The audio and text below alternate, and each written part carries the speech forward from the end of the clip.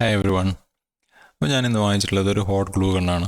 നമ്മുടെ എല്ലാവരുടെയും വീട്ടിൽ മസ്റ്റായിട്ട് ഉണ്ടായിരിക്കണമെന്ന് എനിക്ക് പേഴ്സണലി തോന്നുന്ന ഒരു ആക്സസറിയും കൂടെയാണ് ഈ ഒരു ഹോട്ട് ഗ്ലൂ ഗൺ. ഇത് ഞാൻ വാങ്ങിച്ചിട്ടുള്ളത് ആമസോണിൽ നിന്നാണ്. 350 രൂപയാണ്. ഷിപ്പിംഗ് ചാർജ് അടക്കം 400 രൂപ ആയിട്ടുണ്ട്. ഇതിന് മുമ്പ് എൻ്റെ കയ്യിലൊന്നുണ്ടായിരുന്നു. അത് ഫ്ലിപ്കാർട്ടിൽ നിന്നാണ് വാങ്ങിച്ചിട്ടുള്ളത്. 199 രൂപയുടെ 20 വാട്ട്സിൻ്റെ. അപ്പോൾ 20 വാട്ട്സിൻ്റെ മാക്സിമം വാങ്ങാതിരിക്കുക. അത് അന്ന് 1-2 തവണയൊക്കെ വർക്ക് ചെയ്തു. അത് കഴിഞ്ഞപ്പോൾ പിന്നെ വർക്ക് ചെയ്യാതായി. ഇപ്പോൾ വാങ്ങിച്ചിട്ടുള്ളത് 100 വാട്ട്സിൻ്റെ ആണ്. ആമസോണിൽ നിന്നാണ് വാങ്ങിച്ചിട്ടുള്ളത്. ഇതിൻ്റെ കൂടെ 5 സ്റ്റിക്കും വരുന്നുണ്ട്. സ്റ്റിക്ക് നമ്മൾ നോർമൽ സ്റ്റേഷനറി സ്റ്റോർസിലും അതുപോലെ സൂപ്പർ മാർക്കറ്റിലൊക്കെ ഈ സ്റ്റിക്സ് നമുക്ക് അവൈലബിൾ ആയിട്ട് കിട്ടും ചെയ്യും. ഇതിൻ്റെ വർക്കിംഗ് എങ്ങനെയാണെന്ന് പറഞ്ഞാൽ ഫ്രണ്ടിൽ ഒരു ഹീറ്റിംഗ് പാർട്ടാണുള്ളത്, ബാക്കിൽ ഒരു ട്രിഗർ മെക്കാനിസം. അപ്പോൾ ബാക്കിൽ നിന്ന് നമ്മൾ സ്റ്റിക്ക് ഫ്രണ്ടിലോട്ട് പുഷ് ചെയ്യുമ്പോൾ ആ ഹീറ്റായിട്ട് കിടക്കുന്ന ആ ഒരു സിലിണ്ടറിക്കൽ മെറ്റൽ പാർട്ടിൻ്റെ ഉള്ളിലേക്കാണ് ഈ സ്റ്റിക്ക് ഫില്ലായിട്ട് വരുന്നത്.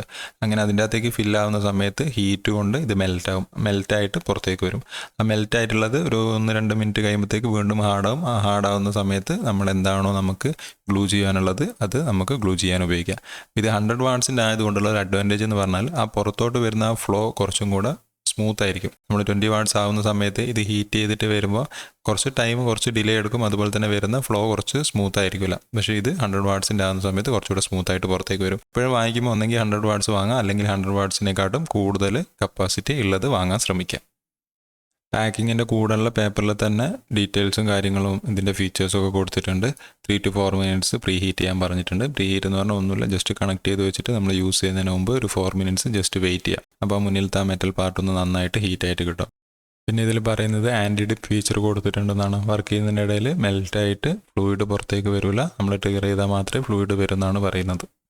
ഇതിൻ്റെ ഉള്ളിലുള്ള മെക്കാനിസം വളരെ സിമ്പിളാണ്. നമ്മൾ ട്രിഗർ ചെയ്യുന്ന സമയത്ത് ആ ഒരു പ്ലാസ്റ്റിക് പീസ് പുറത്തേക്ക് ഇങ്ങനെ തള്ളും. അപ്പോൾ നമ്മൾ സ്റ്റിക്ക് വെച്ചിട്ടുണ്ടെങ്കിൽ ആ സ്റ്റിക്ക് മുന്നോട്ടേക്ക് പോകും. മുന്നോട്ട് പോകുമ്പോൾ മെൽറ്റായിട്ട് കിടക്കുന്ന ആ ഒരു മെറ്റൽ പാർട്ടിൽ എത്തിക്കഴിഞ്ഞാൽ അത് മെൽറ്റായിട്ട് പുറത്തേക്ക് ഫ്ലൂയിഡായിട്ട് വരും.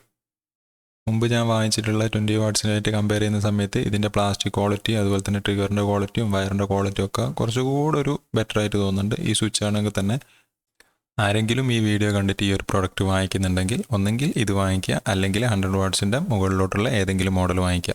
അല്ലാതെ 20 വാട്ട്സിൻ്റെ 18 വാട്ട്സിൻ്റെ 25 വാട്ട്സിൻ്റെ ഒക്കെ വാങ്ങിക്കുന്ന സമയത്ത് കുറച്ച് കാലം കഴിയുന്ന സമയത്ത് അതിൻ്റെ ക്വാളിറ്റിയിലും അതുപോലെ തന്നെ വർക്കിങ്ങിലും എന്തെങ്കിലും തകരാറ് വരാൻ ചാൻസസ് കൂടുതലാണ്. എല്ലാവർക്കും അങ്ങനെ തകരാറ് വരുന്നല്ല. പക്ഷേ നമ്മൾ ക്വാളിറ്റി വാങ്ങിക്കുമ്പോൾ ഒരു 100 രൂപ കൂടെ എക്സ്ട്രാ സ്പെൻഡ് ചെയ്തിട്ടുണ്ടെങ്കിൽ ഈ ഒരു ക്വാളിറ്റി കിട്ടും. ഞാൻ ഇതിലേക്കൊരു സ്റ്റിക്ക് ആഡ് ചെയ്തിട്ടുണ്ട്. ഇനി ഇതൊന്ന് വർക്ക് ചെയ്ത് നോക്കാം. അപ്പോൾ ഞാനിപ്പോൾ കുറേ ഡയലോഗ് അടിച്ചു, നല്ല ഫീലാണ്, നല്ല ക്വാളിറ്റി ആണെന്നൊക്കെ. ഇനി വർക്കിങ്ങിലും കൂടെ എങ്ങനെയുണ്ട് ക്വാളിറ്റി നോക്കാം. അറ്റ് എ ടൈം നമുക്ക് ഒരു സ്റ്റിക്ക് മാത്രമേ ഇൻസേർട്ട് ചെയ്യാൻ പറ്റും. ഇനി ഈ ഒരു സ്റ്റിക്ക് ആ ഒരു ട്രിഗറിൻ്റെ മുമ്പിലെത്തുന്ന സമയത്ത് നമുക്കൊരു സ്റ്റിക്ക് കൂടെ വീണ്ടും ബാക്കിൽ വെച്ച് കൊടുത്താൽ മതി. അപ്പോൾ അത് പുഷ് ചെയ്യുന്ന സമയത്ത് മുന്നിലോട്ടായിക്കോളും. അപ്പോൾ ഞാനിവിടെ ചെയ്യാൻ ഉദ്ദേശിക്കുന്നത് എൻ്റെ ഈ ഒരു എക്സ്റ്റൻഷൻ കേബിൾ ഞാൻ ചാർജിങ്ങിനും ലൈറ്റിങ്ങിനൊക്കെ വേണ്ടി ഉപയോഗിക്കുന്ന ഒരു എക്സ്റ്റൻഷൻ കേബിളാണ്. ഇതെപ്പോഴും ഇതിൻ്റെ ഈ ബോക്സ് അവിടുന്ന് ഇളകിപ്പോരും. അപ്പോൾ ഞാൻ മുന്നേ ചെയ്ത് എന്താണെന്ന് വെച്ചാൽ ഒരു ഡബിൾ സൈഡ് സ്റ്റിക്കർ വാങ്ങിച്ചിട്ട് അത് സ്റ്റിക്ക് ചെയ്താണ്. അപ്പം 1-2 ദിവസം നിൽക്കും. അത് കഴിഞ്ഞിട്ട് പിന്നെ നമ്മൾ വേറെ ഏതെങ്കിലും ഒരു അഡാപ്റ്റർ കണക്ട് ചെയ്യുന്ന സമയത്ത് അത് വീണ്ടും ഊരിപ്പോരും. അപ്പോൾ ഇതൊന്ന് ഗ്ലൂ ഗണ്ണ് വെച്ചിട്ട് സ്റ്റിക്ക് ചെയ്ത് നോക്കാം. താഴത്തെ മെറ്റീരിയൽ എന്ന് പറഞ്ഞാൽ വുഡാണ്. വുഡിൻ്റെ മുകളിൽ ഇപ്പോൾ ഒരു പ്ലാസ്റ്റിക്കിൻ്റെ ബോക്സ് വെച്ചിട്ടാണ് ചെയ്യാൻ പോകുന്നത്. അപ്പോൾ വുഡായാലും പ്ലാസ്റ്റിക് ആയാലും പേപ്പർ ആയാലും ഒന്നും നമുക്ക് കുഴപ്പമൊന്നുമില്ല. നമ്മൾ ഈ ഗ്ലൂ വരുന്ന സമയത്ത് അത് ഉരുകി പോകുന്ന പ്രശ്നമൊന്നും വരുന്നില്ല. പക്ഷേ പ്ലാസ്റ്റിക്കിൻ്റെ മുകളിലോട്ട് ഡയറക്റ്റായിട്ട് ആ ഗണ്ണിൻ്റെ അറ്റത്തുള്ള ആ ഒരു മെറ്റൽ പാർട്ട് ഉണ്ടല്ലോ, അത് ടച്ച് ചെയ്യുകയാണെങ്കിൽ അവിടെ ഉരുകി പോകാൻ ചാൻസ് ഉണ്ട്. അപ്പോൾ ഇവിടെ ജസ്റ്റ് നമുക്ക് ഇപ്പോൾ ഞാനൊരു 2 മിനിറ്റ് വെയിറ്റ് ചെയ്തിട്ടേ ഉള്ളൂ. 4 മിനിറ്റ് പ്രീ ഹീറ്റ് ചെയ്യണമെന്നാണ് പറഞ്ഞത്. അപ്പോൾ ഞാൻ 2 മിനിറ്റ് വെയിറ്റ് ചെയ്തിട്ടുള്ളൂ. അതുകൊണ്ട് തന്നെ ഫ്ലോ കുറച്ചൊന്ന് കുറവാണ്. പക്ഷേ കുഴപ്പമില്ല, ഒന്ന് ഹീറ്റ് ചെയ്ത് കിട്ടിക്കഴിഞ്ഞാൽ ഫ്ലോ നന്നായിട്ട് തന്നെ വരും. അപ്പോൾ നമുക്ക് ഇഷ്ടമുള്ള ഒരു പാറ്റേണിൽ ജസ്റ്റ് എന്ത് ചെയ്യാം, പേസ്റ്റ് ചെയ്ത് കൊടുക്കാം. അത് കഴിഞ്ഞിട്ട് അതിൻ്റെ മേലേക്ക് ഈ ഒരു എക്സ്റ്റൻഷൻ ബോക്സ് വെച്ചിട്ട് നന്നായിട്ടൊന്ന് പ്രസ് ചെയ്ത് കൊടുത്താൽ മതി. എന്ത് കാര്യം സ്റ്റിക്ക് ചെയ്ത് കഴിഞ്ഞിട്ടും അപ്പം തന്നെ അത് ഇളക്കി മാറ്റാതെ മിനിമം ഒരു 5 മിനിറ്റെങ്കിലും വെയിറ്റ് ചെയ്യാം. അപ്പോഴത്തേക്ക് നന്നായിട്ട് സെറ്റായിട്ടുണ്ടാവും. ഒരു 5 മിനിറ്റ് കഴിഞ്ഞിട്ടുള്ള അവസ്ഥയാണ് ഈ കാണുന്നത്. നന്നായിട്ട് സെറ്റായിട്ടുണ്ട്. ഇപ്പം ഞാൻ കൈകൊണ്ട് നല്ല ഫോഴ്സ് കൊടുത്തിട്ടും അനങ്ങുന്നില്ല.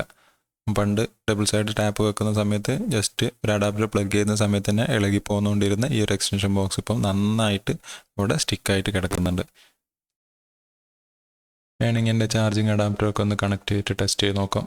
ഈ ഒരു പ്രൊഡക്റ്റ് ആരെങ്കിലും വാങ്ങിക്കാൻ ആഗ്രഹിക്കുന്നുണ്ടെങ്കിൽ ലിങ്ക് ഡിസ്ക്രിപ്ഷൻ ബോക്സിൽ കൊടുത്തിട്ടുണ്ടാവും. ഇനി അതല്ലാതെ ഡയറക്റ്റ് സെർച്ച് ചെയ്യുകയാണെങ്കിലും ആമസോണിൽ ഈ പ്രൊഡക്റ്റ് അവൈലബിൾ ആയിട്ട് കാണാൻ പറ്റും.